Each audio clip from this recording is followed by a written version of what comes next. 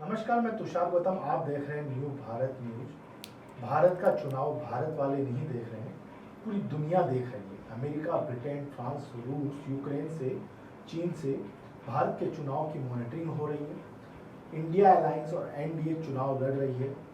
मोदी की मैगजीन में शुमार हो रहे हैं जगह जगह इंटरनेशनल मैगजीन में।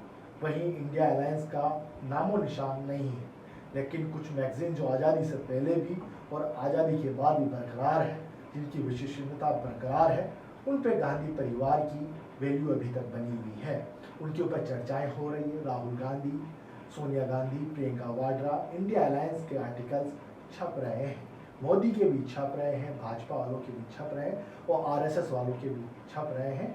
लेफ्ट वालों का भी उसमें संकलन आया हुआ है। ममता बनर्जी तक के आर्टिकल उसमें शामिल है। नवीन पटनायक से लेकर नीतीश कुमार तक की कोटेशंस वहां पर मिल जाएगी, जो आज़ादी से पहले भी मैगजीन चल रही थी और आज़ादी के बाद भी। उनकी क्रेडिबिलिटी इतनी ज़बरदस्त है कि वो एयरपोर्ट से लेके दवा खाने से लेके पान की रेडी तक वो मैगजीन्स मिल जाया करती थी और मिल जाया कर रही है। लेकिन व्हाट्सएप यूनिवर्सिटी का ज्ञान भी सब जगह टेम्पो से लोड होता जा रहा है। आज हम भारत के चुनाव की बात करेंगे। अंतिम चरण है, 1 जून को वोट होने वाला है। प्रधानमंत्री नरेंद्र मोदी ध्यान लगा के बैठे हैं विवेकानंद के स्मारक के यहाँ पर। चुनाव प्रचार थम गया है, अब मौन साधना करके प्रचार कर रहे हैं, ऐसा लग रहा है। 2019 में भी जब बंगाल का लोकसभा चुनाव अंतिम चरण में रखा तो उन्होंने ध्यान केदारनाथ में लगाया। क्या ये चुनाव के अंदर चुनावी मैनेजर तय करते हैं या स्वयं नरेंद्र मोदी तय करते हैं कि मैं ध्यान लगाऊंगा कि नहीं लगाऊंगा, कहाँ लगाऊंगा, कहाँ नहीं लगाऊंगा? इससे ये लगता है कि चुनावी मैनेजर बहुत कुछ बताने लग गए हैं। इस तरह की वेशभूषा पहनिए, उस जगह पर रैली करिए, उस रैली में ये बोला करिए, उस रैली में पास की कुर्सी में कौन बैठेगा, मंच का संचालन कौन करेगा, किस तरह से पीछे का बैकग्राउंड होगा, किस तरह से मैदान को सजाया जाएगा, किस तरह से रोड शो होगा, किस तरह सभाएं होगी, सभाएं में किस हाईटेक तरीके से दूर तक आवाज जाएगी, आवाज की गूंज किस तरह से होनी चाहिए, सारा चुनावी मैनेजर तय करने लगा है। 2014 में चुनावी मैनेजर प्रशांत किशोर बड़े फेमस हुए थे और पीयूष कुमार, इन्होंने नारे गाजे बगाहे की तरीके से चुनाव लड़वाया था 2014 में। वही परंपरा अभी 2024 में भी चली आई। लेकिन इस बार चुनाव के अंदर गांधी से लेके लूथर तक यहाँ पर आ गए।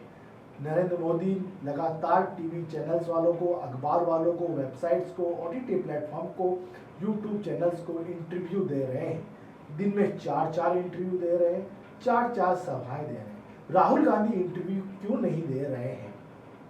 वो मीडिया से फ्रेंडली है, उसके बावजूद वो इंटरव्यू क्यों नहीं दे रहे हैं? अपनी नाकामी की वजह से या चुनाव हारने की नाकामी की वजह से? ये पता लगाना अभी ठीक नहीं होगा, क्योंकि 4 जून के बाद राहुल गांधी कहाँ ध्यान लगाएंगे? विदेश यात्रा पर निकलेंगे या 10 जनपद ही रहेंगे मम्मा के पास? ये अभी पता नहीं है। लेकिन जिस तरह से 2024 के अंदर चुनावी सभाएं हुई, रोड शो हुए, पैदल मार्च हुए, इसका देखा जाए, आकलन किया जाए, मोदी अव्वल रहे हैं। उसके बाद ममता बनर्जी, उसके बाद राहुल गांधी रहे हैं अव्वल। क्यों राहुल गांधी तीसरे नंबर पर चले जा रहे हैं? ममता बनर्जी हिट कर गई और 2 नंबर पर आ गई। ऐसे नरेंद्र मोदी 2014 से नंबर 1 पर बरकरार है। लगातार 10 साल की सत्ता के बाद ममता बनर्जी को नहीं हरा पाए। विधानसभा चुनाव बंगाल के अंदर मोदी ने काफी मेहनत करी, लेकिन सत्ता हासिल नहीं हुई। पिछली बार 2019 के चुनाव के अंदर 2019 के अंदर 18 सीटें हासिल करी पश्चिम बंगाल से। वहीं तृणमूल कांग्रेस को नुकसान हुआ। लेकिन इस बार बंगाल की सियासत, बिहार की सियासत, केरल की सियासत यूपी से अलग है। इस बार इंडिया अलायंस पंजाब के अंदर काफी कमजोर है और बंगाल के अंदर भी काफी कमजोर है। दोनों जगह तृणमूल कांग्रेस ममता बनर्जी ने साथ नहीं दिया। बंगाल के अंदर तो हरगिज नहीं, अपने कैंडिडेट्स उतारे हैं ममता बनर्जी ने, लेकिन कहा है कि यदि इंडिया अलायंस की सरकार बनती है तो मैं बाढ़ से समर्थन करूंगी, ऐसा ममता बनर्जी ने कहा है। लेकिन देखा जाए चुनावी इतिहास के अंदर, पैदल मार्च के अंदर, इस बार 2024 के अंदर ममता बनर्जी ने हिट मारा है। जिस तरह से नरेंद्र मोदी एक जगह पर जाते हैं बंगाल के अंदर, रोड शो करते हैं और हाथ हिलाते हुए नजर आते हैं, वही ममता बनर्जी दूसरे दिन उसी रोड पर 200 साल पुराने रोड पर निकलती है और करीब करीब 8 किलोमीटर का रोड जाम कर देती है। जाम करने का मतलब पब्लिक इतनी उमड़ती है, घुमड़ती है, सबसे मिलती है, उस पैदल मार्च में वो भाषण भी देती है। लेकिन सबसे बड़ी बात, ममता बनर्जी पैदल मार्च कर रही है, उसकी शुरुआत लेफ्ट ने पहले से ही कर दी थी, उसी की ढर्रे पर ममता बनर्जी चल रही है। लेकिन 2024 के चुनाव के अंदर नरेंद्र मोदी ने 400 सीट का पारा नारा दिया था, क्या वो हरगिज सफल हो पाएगा? इसका 1 जून कल शाम को हम बता देंगे कितनी सीटें आ रही है। डिनर से पहले जब आप स्नैक्स का टाइम ले होगा उस समय बताने लग जाएंगे कि किस राज्य में कितनी सीटें आ रही है और पूरे भारत में किसकी सरकार बनती नजर आ रही है। अभी इंटरनल आंकड़े जुटना स्टार्ट हो गए हैं, तमाम एजेंसियां एग्जिट पोल के सर्वे कर रही है, प्राइवेट एजेंसियां हैं, इंडियन एजेंसी है, फॉरेन एजेंसीज है, लगी हुई है कि किसकी सरकार भारत में बनेगी। इसका प्रभाव रूस से लेके अमेरिका तक, चीन तक नजर आएगा। इस बार आरक्षण से लेके संविधान की बातें इस बार 2024 के अंदर हुई। नरेंद्र मोदी के पास खूब सारे पत्रकार गए इंटरव्यू करने, लेकिन नरेंद्र मोदी ने उन पत्रकारों को सिर्फ गांधी और लूथर तक ही उलझा दिया। ना बेरोजगारी पर बात करी, ना महंगाई पर बात करी, ना गरीबी पर बात करी। राहुल गांधी बार बार कह रहे हैं गरीबी गरीबी भारत में छाई हुई है, यदि हमारी इंडिया अलायंस सरकार बनती है हम इतनी महिलाओं के खाते में हर महीने इतना डालेंगे और साल भर में उनके खाते में इतना आ जाएगा, जिससे परिवार का गुजारा होगा, बच्चे बच्चियों की पढ़ाई होगी। ऐसा राहुल गांधी कह रहे थे हर सभा में। इसका क्या, इस फॉर्मूले से कितना असर आएगा, इस बार सीटों में बढ़ोतरी होगी या गिरावट होगी, ये देखना तो 4 जून को ही पता लगेगा। इतिहास रचेगा या इतिहास मिटेगा, ये सारा 4 जून को पिक्चर क्लियर होगी 12-1-2 बजे लंच के टाइम में। लेकिन इस बार 2024 का चुनाव अमेरिका वालों ने ज़्यादा फोकस किया, उनकी निगाहें भारत पर ज़्यादा थी। देखा जाए नरेंद्र मोदी ने जिस तरह से मुद्दे उठाए सुरक्षा एजेंसियों से लेके, लेकिन पश्चिम बंगाल में भाजपा सरकार और नरेंद्र मोदी हमेशा से बांग्लादेशी घुसपैठियों की बात करते रहे हैं। लेकिन सीमाओं पर कब्जा किसका है, सीमाओं पर दायित्व किसका? केंद्र सरकार का। केंद्र सरकार की एजेंसियां ही सीमा पर सुरक्षा करती है, उनकी सुरक्षा वाली एजेंसियां ही वहां पर तैनात होती है। फिर कैसे बांग्लादेशी घुसपैठ होने लगे हैं? 2014 से लेकर 2024 तक नरेंद्र मोदी कहते रहे हैं कि हमारा बांग्लादेश वालों से रिश्ता अच्छा है और हमारे अच्छे संबंध हैं, लेकिन फिर भी घुसपैठ क्यों नहीं रोक पाए? दोनों पर सवाल खड़ा होता है नरेंद्र मोदी के ऊपर। तब सुरक्षा एजेंसी खुद की होने के बावजूद बांग्लादेश वाले बंगाल के अंदर घुसपैठी कर रहे हैं और रिश्ते अच्छे बता रहे हैं नरेंद्र मोदी। इसका कितना फायदा होगा? ममता बनर्जी ने साफ कह दिया है कि 42 सीटों पर हम 38 सीटें यहाँ पर जीत रहे हैं।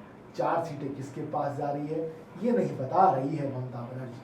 लेकिन यूपी के अंदर अखिलेश यादव तृणमूल कांग्रेस का साथ दे रहे हैं कुछ सीटों के ऊपर और जोरदार प्रचार कर रहे हैं। अखिलेश यादव कह रहे हैं कि इस बार चुनाव सही डेट में नहीं रखा गया, चुनाव आयोग को डेट ढंग से निकालनी चाहिए थी, डिक्लेयर करनी चाहिए थी। गर्मी बड़ी तेज है, मतदाताओं को, नेताओं को बड़ा परेशान किया गया, भीषण गर्मी पड़ रही है।